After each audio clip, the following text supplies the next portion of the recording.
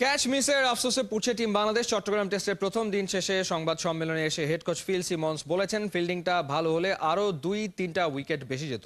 দ্বিতীয় দিনে সকালের সেশনে বোলারদের ভেলকি দেখতে মুখিয়ে হেড কোচ, আর ভক্তরা বড্ড মিস করছে সুপার অলরাউন্ডার সাকিব আল হাসানকে। সাইফুল রূপকের রিপোর্ট। এই দেশে সাকিব থাকলে এতক্ষণে 3-5 উইকেট পড়ে যেত। অভাব কখনো পূরণই হবে না, তো সাকিব থাকলে হয়তো অন্যরকম হতে পারতো। তাদের উইকেটও পাচ্ছি না, তাদের ভালো কোনো ব্যাটিংও পাচ্ছি না, তাহলে এটা কেমন ধরে খেলা হয়? আসলে বাংলাদেশ নার্ভাস থাকার মূল উদ্দেশ্য হচ্ছে যখন একজন সিনিয়র খেলোয়াড় না থাকে। জর্জি এবং স্টাফসের মেইডেন টেস্ট 100, জর্জির নামের পাশে 141 আনবিটেন, অথচ তিনি 6 রানের সময় প্যাভিলিয়নে ফিরতে পারতেন। মাহিদুল অঙ্কন কিপার বাম পাশে আসলে যে ক্যাচটা তিনি পেয়েছেন ধরতে পারেননি, জাজ করতে পারেননি।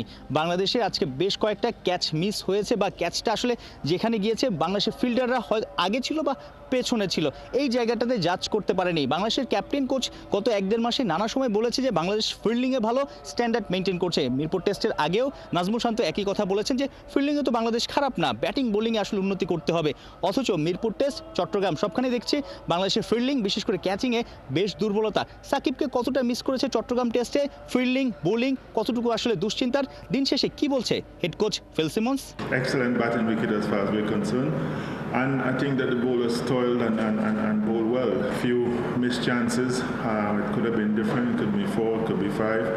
But you know, it's a difficult day. টাইগারদের স্পিন গুরু মুস্তাক আহমেদের উপর অনেক কিছু নির্ভর করছে, কারণ চট্টগ্রাম টেস্টের দ্বিতীয় দিনে স্পিনাররা কেমন বোলিং করে সেটার উপরেই কিন্তু আসলে অনেক কিছু ডিপেন্ড করছে। কারণ প্রথম দিন শেষে বাংলাদেশের হেড কোচ সিমন্স বলেছেন দ্বিতীয় দিনে টার্গেট থাকবে বোলাররা যেন দুর্দান্তভাবে কামব্যাক করে, বিশেষ করে স্পিনাররা। তাইজুল ভালো বোলিং করছে, ঢাকাতে 8 উইকেট তুলে নিয়েছে, চট্টগ্রামে অলরেডি 2 উইকেট তাইজুলই নিয়েছে।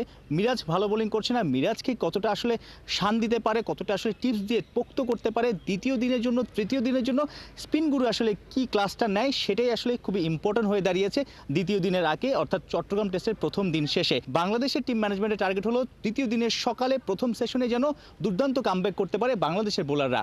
সাইফুল রূপক, 71, জহুর আহমেদ চৌধুরী স্টেডিয়াম, চট্টগ্রাম।